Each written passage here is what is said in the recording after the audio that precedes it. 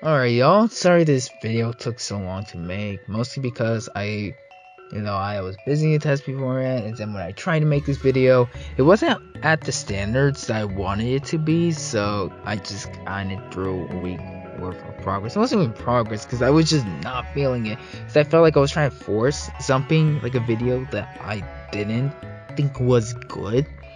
And so I was like thinking about it. I was like, screw it. I'm just going to make videos I want to make, and videos I think are good, or at least I think are funny.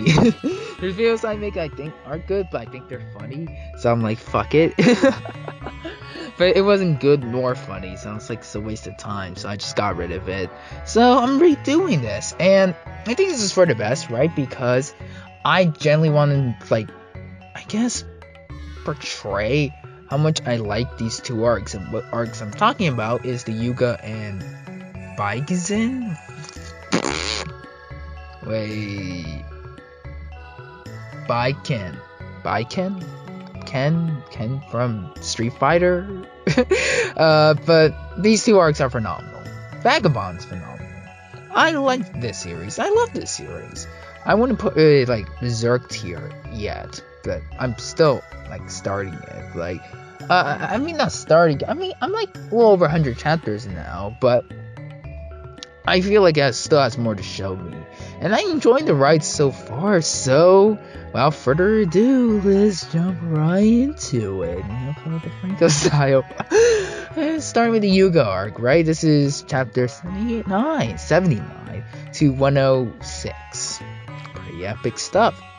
And what I like about this arc is basically how it demonstrates Musashi's maturity, right? Like how he matured, right? Like beforehand, like beginning series, would you think he will come up with his plan? It's like, how do I get in? And then the whole thing with the flower. You think he would have thought of that earlier in the series? He wouldn't, right? So I really like this arc, like especially like demonstrating, right? It's that show, like, show not tell, right? It shows that he is more mature, he is smarter, he is wiser, and he's even stronger as well. Not only, I guess, physically, but also mentally as a person, right? And so I don't know. That's the coolest part about it. Like, I thought that shit, it was so fire, right? He's like, like the first noticing like the cut on the flower, right? And then it's like, who could have cut like this, right? And then his whole remark against Dendro is like, the flower you cut is like dead or something. I don't know. It was cool, right? How he said it was cool. He really got on Dendro's ass. Oh man, that whole thing was cool. I liked the fight afterwards with the four, I guess, Yagyu disciples. I don't know how else to call them, right? I don't think that was the highlight of this arc for me. I would say there's two highlights. I'll mention the second one, not my favorite one. The second favorite one was Musashi's whole interaction with Grandpa Yagyu. It was fine. It was fine to say the least. I think saying it was fine is an understatement, to be honest, because it's like this dude was asleep and he punked Musashi. Like, how? With that back scratcher, he was like, I'm like surprised. Like, how could he just not kill him right there?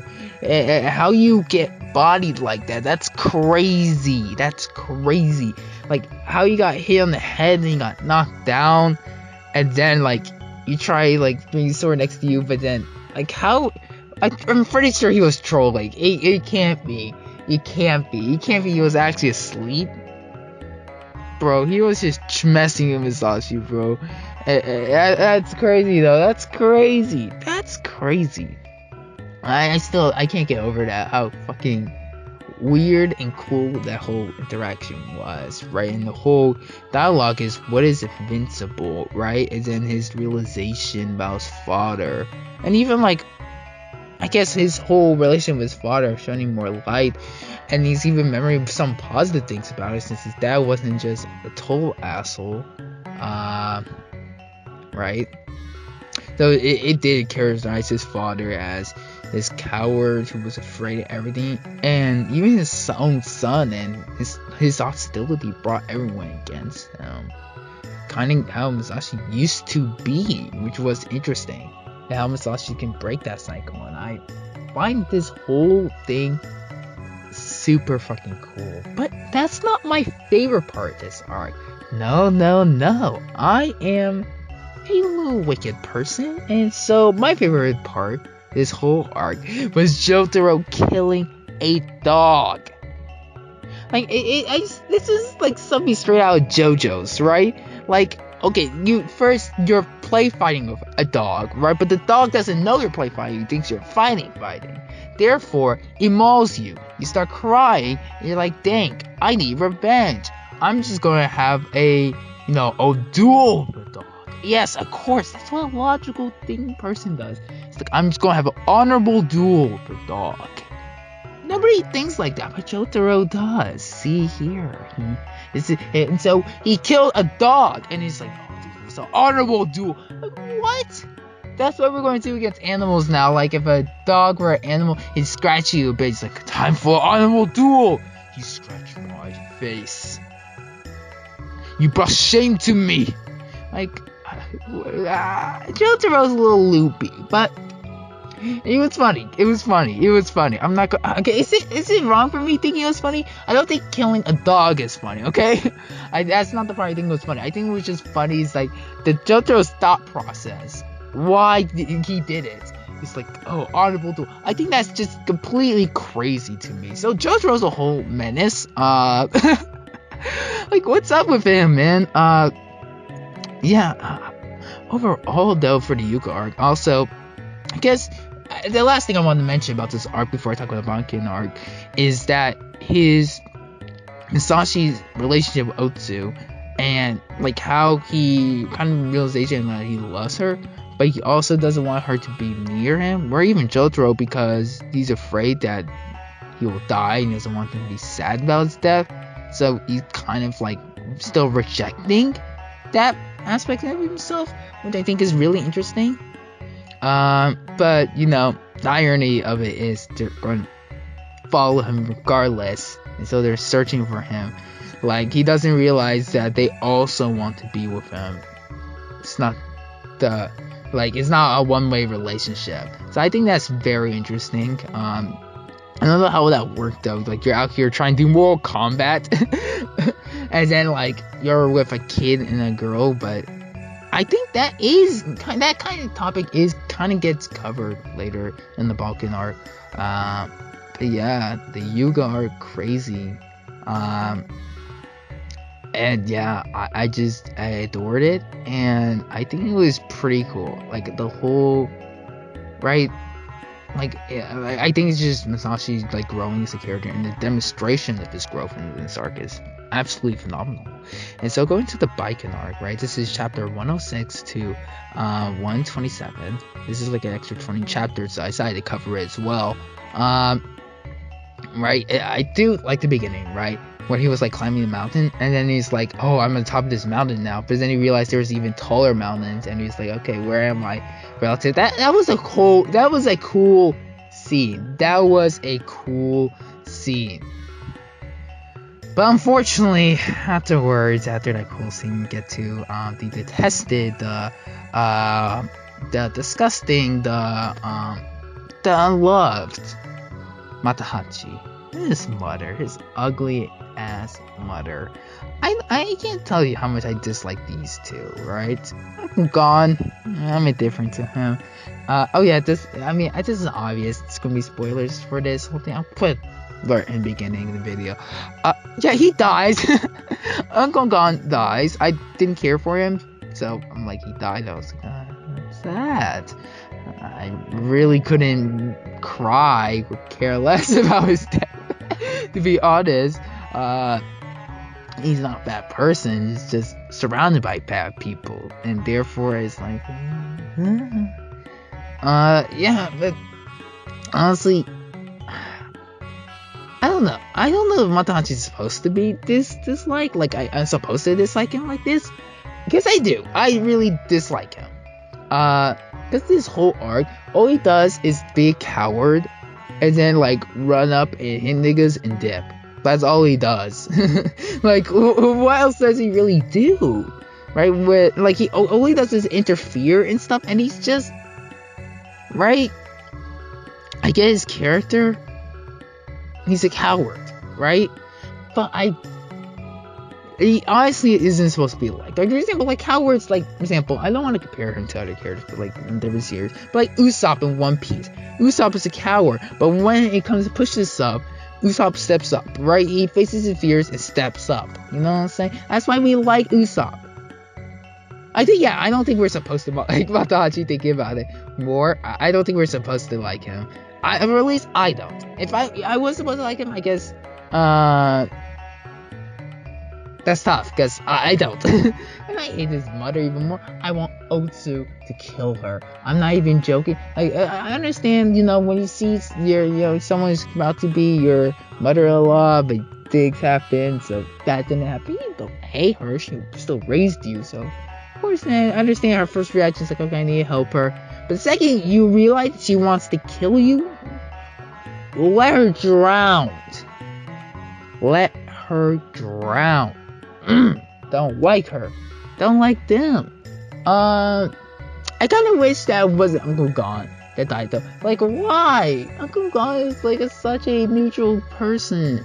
I understand why he didn't die. I just prefer either of them to die instead. I get Matahachi's the main character, it's not gonna die, but his mother.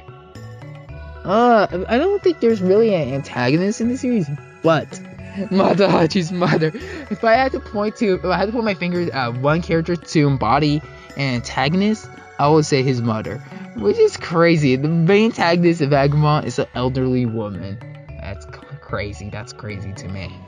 But enough about Matahachi, because I don't like him.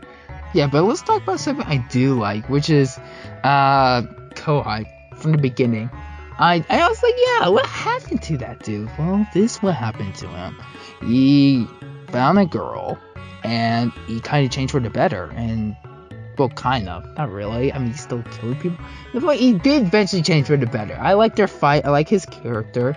I am weirded out by his backstory, but let's start one step at a time, right? I do think, I do like that, though. There's more variety to weapons, but sword, I think that's cool. Sickle chain is super sick. Like, that's why I want more variety. I want to fight archers. I want to fight, like, there's just different varieties. I mean, there's Hosen, like they have spear, but I want more. I want more weapons. I think that's fine. But yeah, and I am curious about Kohai's and Renou's relationship, right? And now he's like saying he escaped and abandoned this cycle of death, right? This endless cycle of hatred. And I think maybe that will be Musashi's end goal, realize he doesn't need to fight, which would be interesting, right? Just so I do think maybe that's where he's going, right? And understanding the things that are important to him are like right next to him the whole time. That was like what really is important. Maybe learning, okay, I'll fight, but my sword is to protect or something like that. Although, here's the thing about Vagabond, I have no idea where this is going, which really intrigues me, right? I feel like he can throw anything at me and surprise me. Kohai's flashback, because it's like the actual fight, right, is cool. I like their characters, and I like how Kohai, and he kind of was changed from this person who was all thinking about killing to now caring about someone else. But his flashback, because this flashback really helps juxtapose him now and him before. This backstory is so weird. Like, I kind of don't want to talk about it. I mean, like, I'm pretty sure this video is going to get age restricted to the shallow realms. But I talk about all the wild stuff he be doing. Then I probably might have to say like a trigger warning or something. So it gets wild. Let's just say they do bad stuff. He was part of Bandit. They did bad stuff. He was empty. Bad stuff. I'm being vague here. I did think of him less after reading the backstory, but I think it was important in extent, showing his growth. I kind of wish it was showing. I mean, it's important, but it was like weird. I don't. those are weird. At least it explains why he wanted to kill his brother so much. So let's just say that. It definitely explained some stuff. That is, like, I kind of forgot. But yeah, like, it did need explaining. Baiken does a really good job, I guess, showing more... I guess, demonstrating what is important, I guess. Right? Maybe that's the lesson Musashi had to learn. Musashi had to learn. Like, I guess what's important to him is, like, what's next to him, instead of fighting, maybe protecting or something. Or being with those he care about. I guess. I don't know. I have no idea where this is going, but I'm hype. So yeah, I think those are just generally my reactions to everything that's going on. I am having a blast reading Vagabond, and I'll love to continue sharing what I think about the series with y'all. So if you enjoyed this, like and subscribe. Of course, I'm a complete, absolute shill degenerate of a person for acting such a treasonous, but it's just such a awful thing. There's just so many.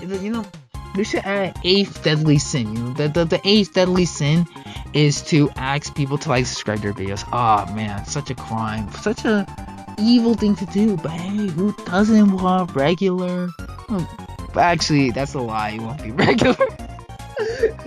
Knowing myself, I can't make false promises, but I'll try my best. Vagabond content, and giving the subscribers, I'll feel obligated to make it regular. There we go. It's really hard to feel tied down when you have 14 subscribers, but you have 1,400. Ooh, there we go. Now I feel like I have to, live up to everyone's expectations. There we go. That's your incentive. If you want regular content, Vagabond content, make sure you like and subscribe and hit notification bell and all that jazz. And yeah, high fives all around. Psh, psh. And I'm going to continue stealing Jackseptice's outro. Till another video. What am I doing in my life? Yeah, that's it. I enjoy Vagabond. Adios, y'all. I'm using my own outro. Sorry, Jack. Forgive me. Jackseptice is pretty epic.